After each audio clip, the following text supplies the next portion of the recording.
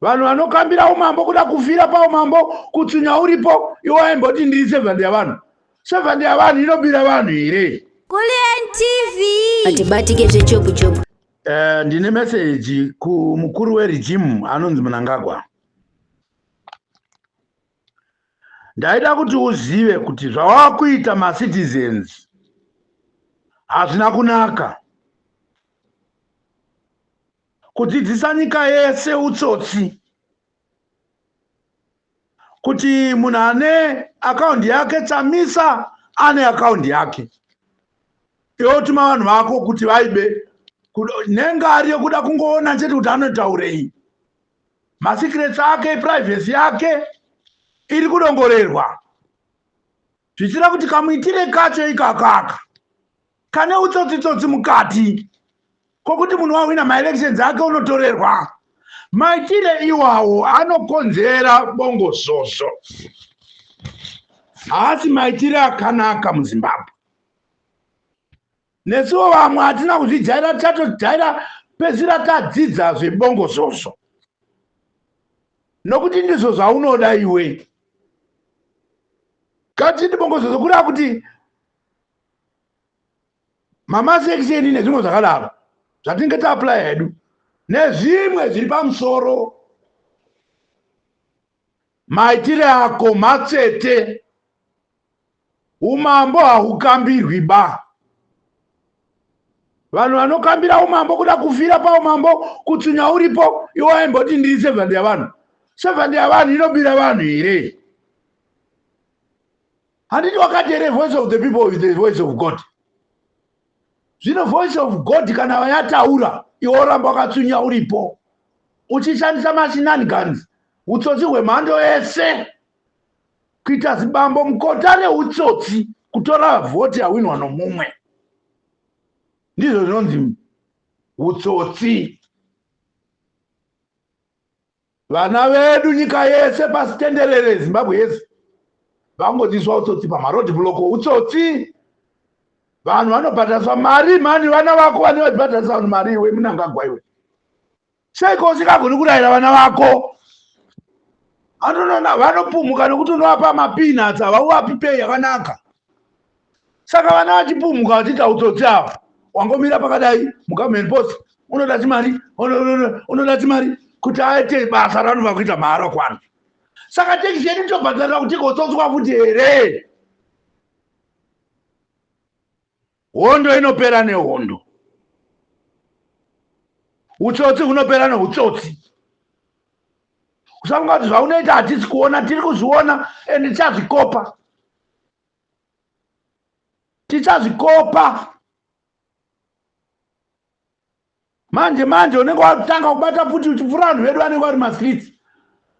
Izvozvi takaaplya kuti tiite mass action nestay away. Toda kuona kuti unofura munhu uchiti kudii. Constitution inovatendera kuita izvozvo. We are tired of your regime. We are tired of your shenanigans. Vana veZimbabwe, maiona samaonero andinoita, tatokunda.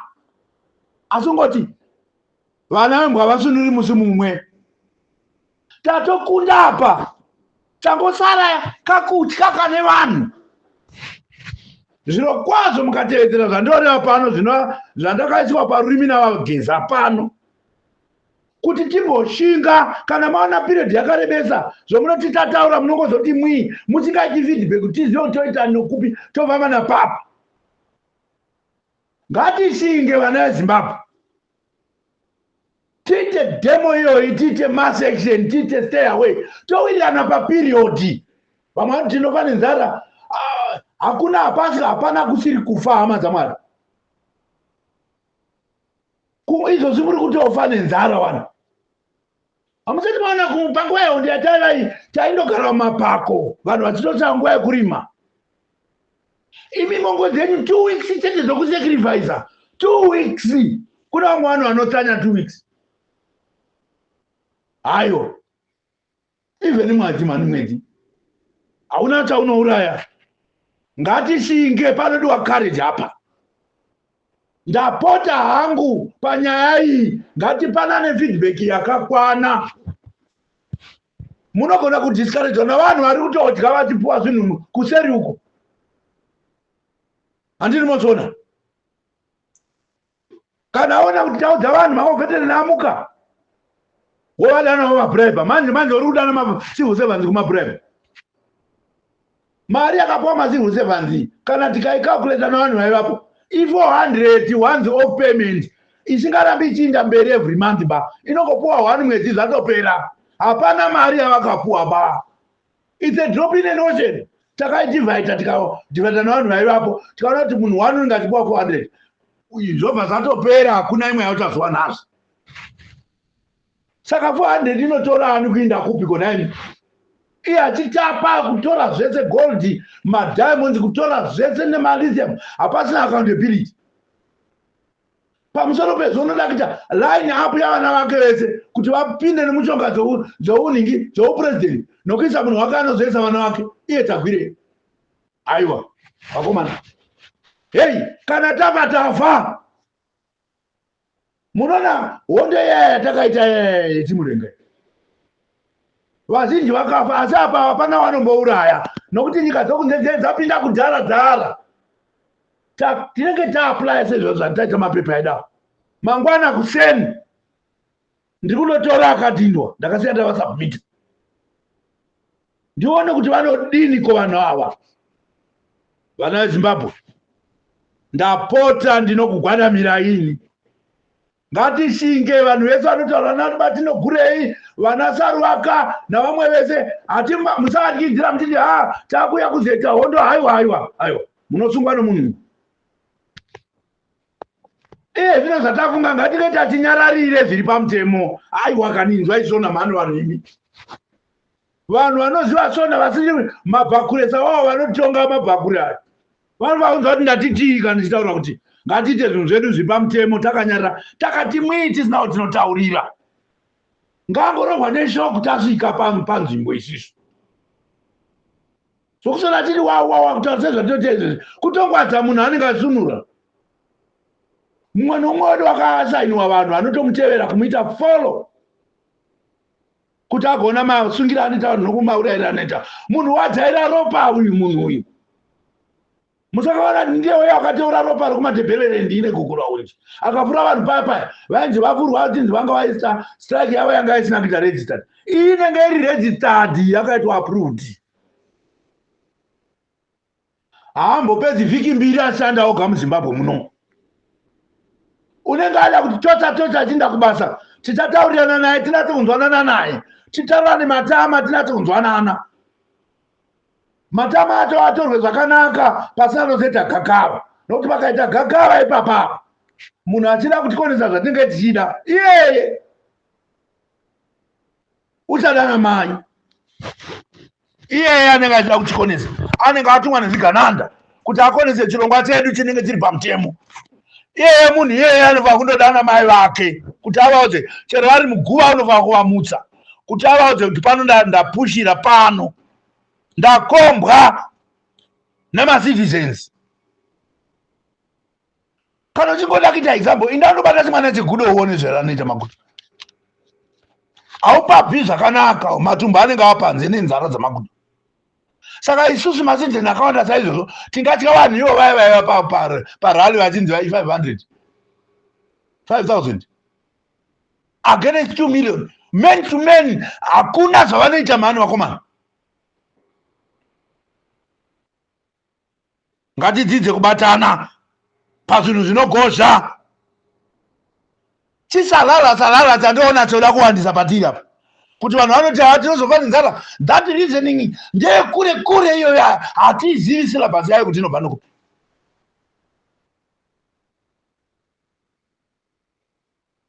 Power inotorwa nekumanikidza compulsion is not sweet.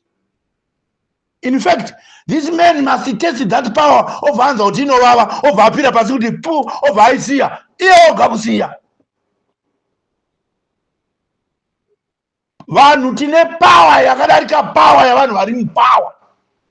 Kwete power yekumanikidzira yanoita yekusvinirisa vanhu. No.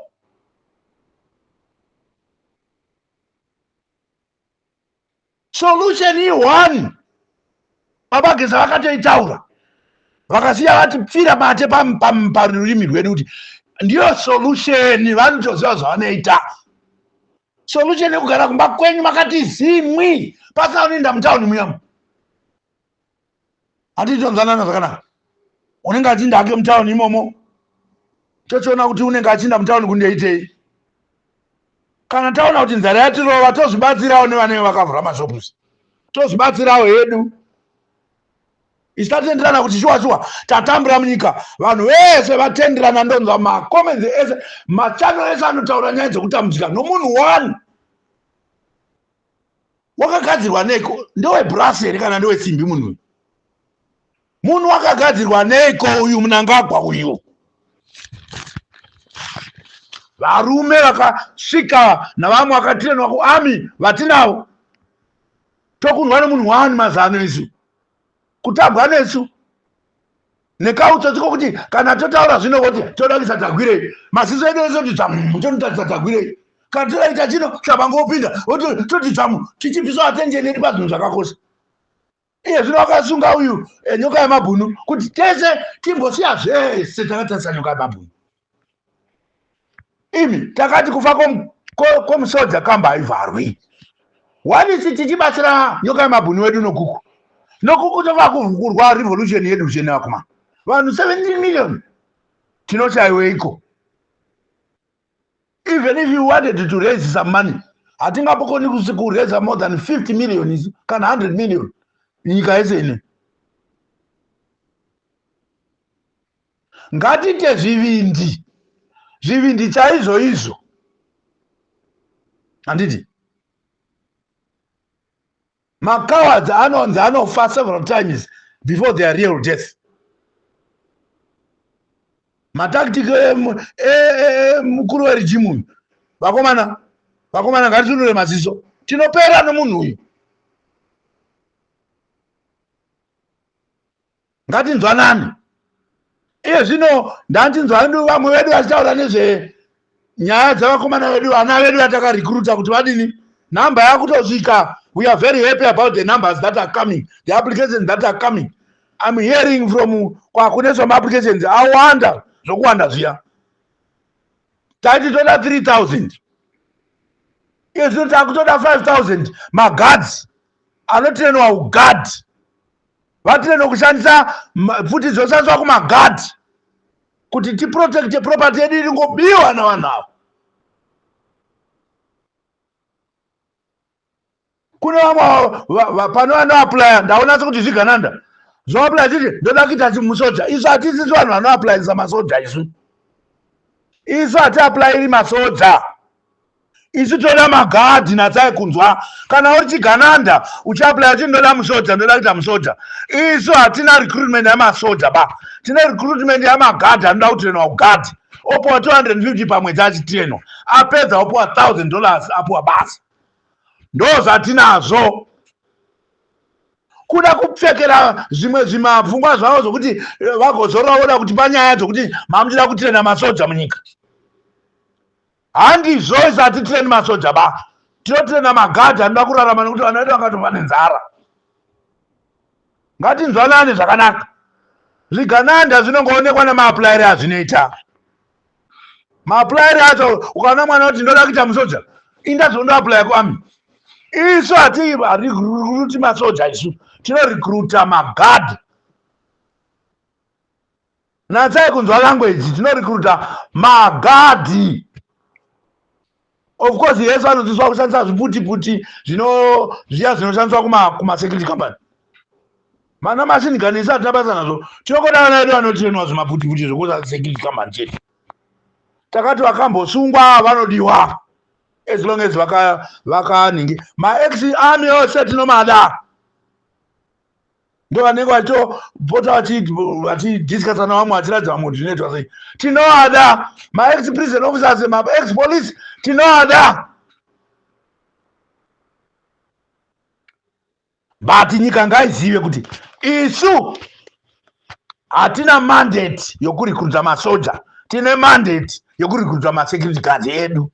atoda kutena vangati vane nzara vanobva vasingazivi payslip ndopavachatozivawo payslip ipapapo.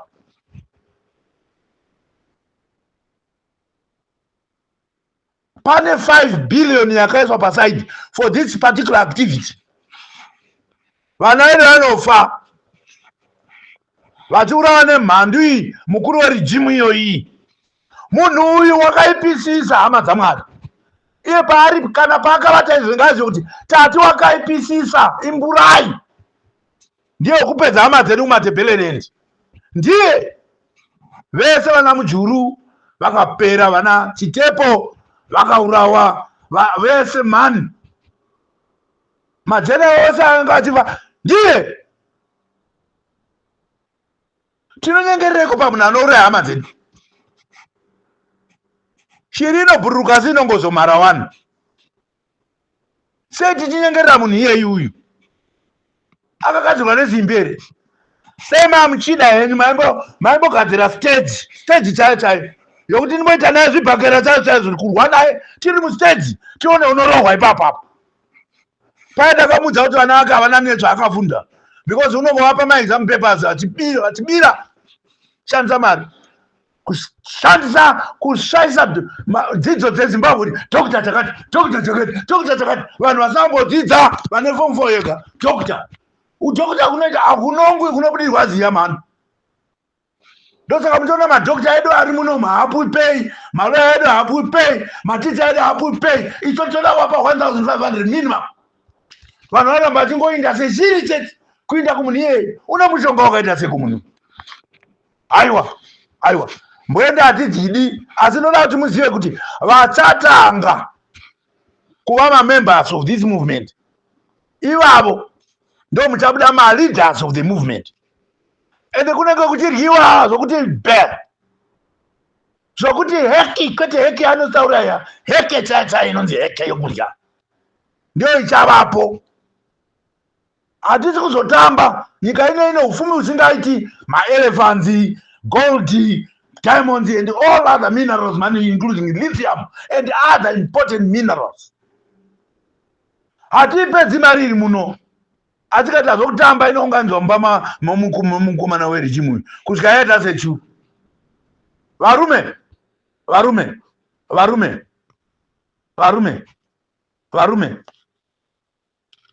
hear my voice. We can do it. Shona yedu yatakataurirana pamasura yakutosanda izvozvo. Asi imi hamusi kuzinzwa hama dzangu. We love you, Zimbabwe. You are important people. Let us unite. And we can only see that unity through your comments on this platform. Tomorrow we shall put a kind of a vote here. Just to say yes, no. Well, not yes, let's go for this mass action and stay away. Moti yes, kana uchida period yonosajesa waiter. Vanoti know what you know. Tinatse kuona kuti todini. We want to have an indication. Takapoti you are the canvas of the people. You remain the canvas of the revolution.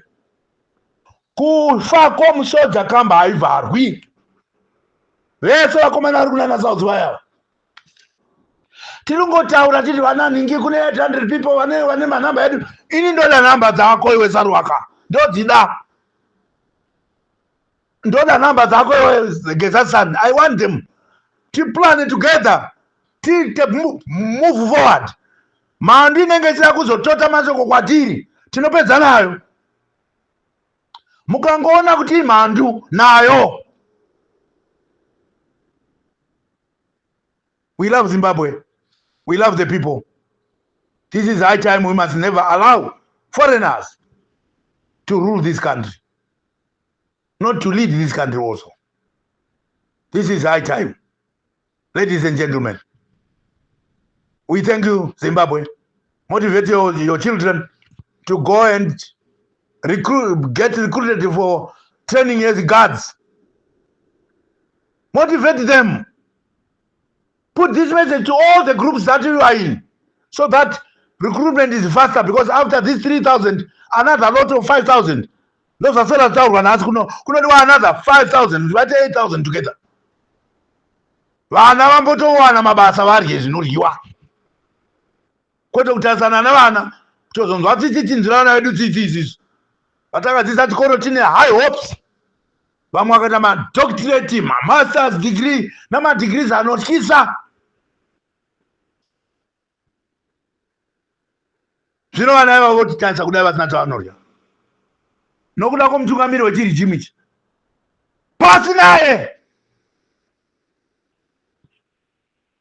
Pasi naye ndataura, mutungamiri werijimu inouraya vanhu pasi naye. Hatimudi isu tikatenderana nekuti abutchered here.